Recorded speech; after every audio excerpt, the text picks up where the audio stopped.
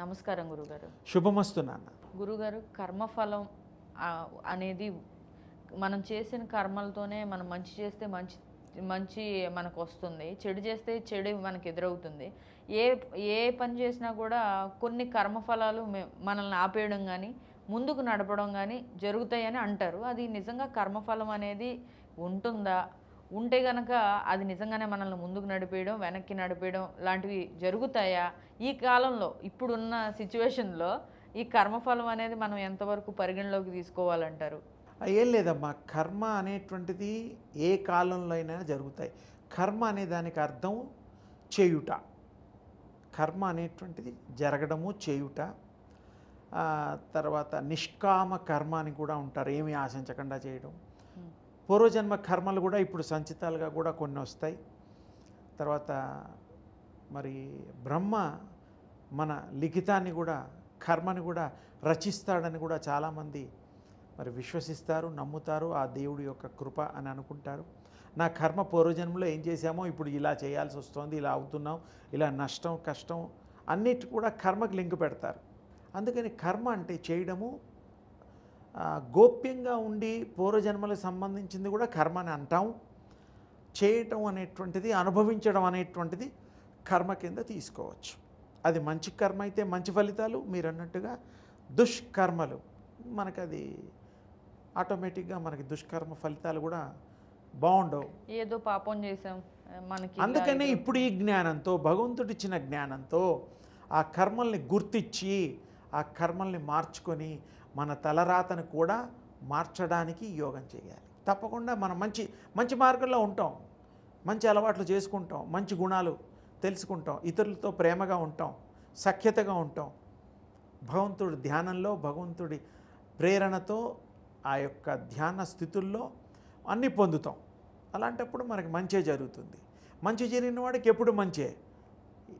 ఇక పుట్టడం అంటావా మన ఇష్టం. ఇందాక కూడా చెప్పాను, మన కర్మల్ని బట్టి అవి కర్మలు అయిన తర్వాత మళ్ళీ పుట్టడం మన చేతిలో ఉంది, ఆత్మ చేతిలో ఉంటుంది. పుట్టాలంటే పుడుతుంది, లేదా లేదు, దాని ఇష్టం. అట్లా అన్నమాట. తేలిగ్గా చెప్పాను మీకు. గురుగారు, మరి కర్మ ఫలితాలే అని అనుకుంటున్నాం కదా, మంచి చేస్తే మంచే దొరుకుతుంది, చెడు చేస్తే చెడే జరుగుతుంది అని అంటారు. కానీ ఈ మధ్య కాలంలో మనం చూసినట్టయితే కనుక చాలా మంది వాళ్ళ స్వార్థ ప్రయోజనాల కోసం ఇతరులని వాడుకోవడం అనేది ఎక్కువగా చూస్తున్నాం.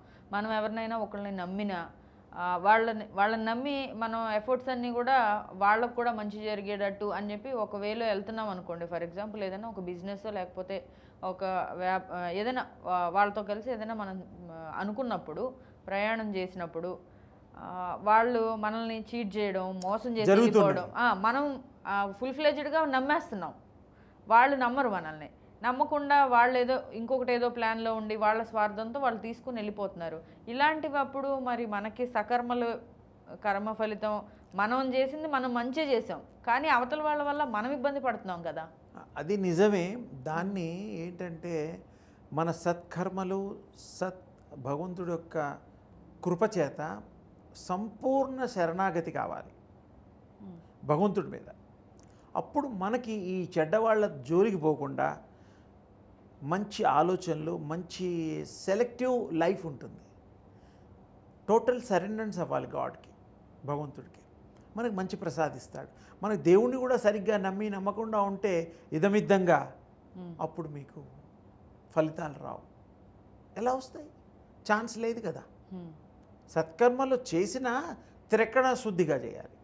ఏదైనా సరే ఆ భగవంతుడి యొక్క కృపచేత ఎదుటి వాళ్ళలో కూడా మార్పు తీసుకురాగలిగేంత ధ్యాన, భగవంతుడి కృప మనం పొందే స్థితి కావాలి. మనం ఒకసారి ఆ కృప పొందితే మరి ఎంతోమంది స్వామీజీలు, ఎంతోమంది దేవతలు గతంలో పురాణాల్లో మనుషుల్లో హృదయాలు చదివి చెప్పారు కదా. ఇంకా శాపాలు కూడా పెట్టారు. కమండంలో నుంచి నీళ్ళు తీసుకొని నువ్వు సింహం అయిపో, ఏనుగైపో, ఏదంటే అది అయిపోయేవాళ్ళు. అంటే ఆ తపో శక్తికి అంత పవర్ ఉంది, అంత శక్తి ఉంది. ఆ శక్తిని మనం సంపాదించడానికి ప్రయత్నం చేసి సంపాదించి అప్పుడు ఇతరులకు కూడా మనం తెలుసుకోవడానికి మంచిగా వాడదాం. ఒకరిని పాడు చేయడానికి కాదు, ఒకరిని హింసించడానికి కాదు, మంచిని పెంచడానికి, మంచిని స్థాపించడానికి, మంచిని ప్రతి మంచిలో హృదయంలో ఉంచడానికి ఉపయోగించాలి. ఏదైనా ఇప్పుడు చింత చెట్టు పెట్టి మల్లెపూలు పూయమంటే పూస్తాయా? పుయ్యవు. అందుకని ఆ యొక్క ఆత్మల యొక్క ఆహ్వానాన్ని, ఆ బీజ రూపంలో ఉండే యొక్క మనో థాట్, ఆ యొక్క ఆలోచనల్ని మనం మంచి ఆలోచన చేయడం వల్ల మంచి జరుగుతుంది. తేలిగ్గా అర్థం అవడం కోసం చెప్పా. మంచి భావన చెయ్యాలి. భావంతో ఎదుటి వాళ్ళని యొక్క భావాలను కూడా మార్చడానికి మనకి వీలవుతుంది. తప్పకుండా మనం మంచిని మాత్రం వీడనాడద్దు. చెడు జరిగినా టెంపరీయే, చివరికి మనం సత్యమేవ జయతే, తప్పదు. ఎప్పుడు దుర్మార్గులకి క్షణికల్లో మంచి జరుగుతుంది, తర్వాత అనుభవిస్తారు. అప్పుడు ఎంత బాధపడ్డా వాళ్ళకి ఉపయోగం లేదు, జీవితం అయిపోతుంది. ఈ రోజుల్లో 23, 22 ఏళ్ల దాకా చదువు కాదు, అదొక ఈ కలియుగంలో. తర్వాత ఉద్యోగం, తర్వాత పెళ్ళి, పిల్లలు, ఇల్లు, వాకిలి, వృద్ధులైపోతారు తల్లిదండ్రులు, వాళ్ళ చూసుకోవడాలు, ఇవన్నీ. ఇందులో మంచివాళ్ళు చెడ్డవాళ్ళు కలిసి మనని మోసం చేయడాలు, చీట్ చేయడాలు, అబద్ధాలు ఆడాలు, వాళ్ళు మనం నమ్మడాలు. ఎప్పుడైనా మనం అవకాశం ఇస్తే కదా నమ్మితే, వాడిని నమ్మినట్టు అవకాశం ఇస్తే వాడిని మోసం చేస్తాడు.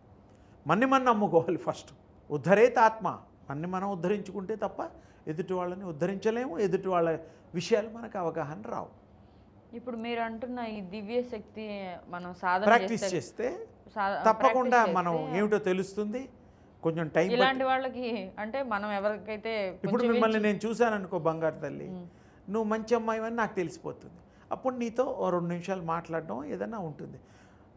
మీ గురించి నాకు మంచి రాకపోతే మీకు దూరంగా ఉంటే సరిపోయేగా. నేను మిమ్మల్ని గుర్తించగలిగా కదా. ఈ యొక్క ఉపాసన ద్వారా చేయొచ్చు, సఫలీకృతం అవుతుంది. చెయ్యాలి కదా, ప్రాక్టీస్ చెయ్యాలి, దాంట్లో సాధించాలి. సాధించిన వాడే బోధించడానికి అర్హత ఉంటుంది, లేకపోతే వాడికి ఉండదు. ముందు మనం తెలుసుకోవాలంటే ముందు మనం ఏంటో క్షుణ్ణంగా పూర్వజన్మలు కూడా గుర్తించగలుగుతాం. ఎన్ని జన్మలు ఎత్తాం అన్నీ తెలుస్తాయి. ఎప్పుడు మీరే బ్రహ్మమైనప్పుడు, మీరే బ్రహ్మస్వరూపమైనప్పుడు. ఈ ప్రాక్టీసెస్ వల్ల మీరేంటో మీరు తెలుసుకుంటారు, సందేహం లేదు. ప్రాక్టీసెస్ మాస్టర్ కొంచెం గట్టిగా చేయాలి, బాగా నమ్మకంగా చేయాలి. ఏదో చేసామంటే ముక్తాయింపుగా కాకుండా చక్కగా చేసిన నాడు ఫలితం వస్తుంది. లేకపోతే ఎన్ని రోజులు, సంవత్సరం చేసినా ఫలితం రాదు. అంటే మన దృష్టి లేదుగా, ఏదో కూర్చున్నాం లేచామో అయిపోయింది. ఇది రామంటే ఎలా వస్తుంది? దాంట్లో నిమగ్నం కావాలి, అప్పుడు వస్తాయి. చాలా తేలిక. ఇది చేయించాలి, మీరు చేయండి, ఇతరులకు చెప్పండి, వాళ్ళు చేస్తారు. ఇది విన్న ప్రేక్షకులు కూడా చేసి ఆ మంచి సత్ఫలితాలను పొందండి.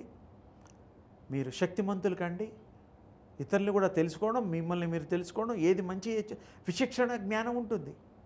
అప్పుడు అంతకంటే ఏం కావాలి మనకి? ఏది పుణ్యమో ఏది పాపమో అనేటువంటిది మీరు తెలుసుకోగలిగిన నాడు సర్వము మీకు విదితమే అయిపోతుంది. అదమ్మా సంగతి. చేయండి, ప్రాక్టీస్ చేయండి. ఏమ్మా, శుభం తల్లి.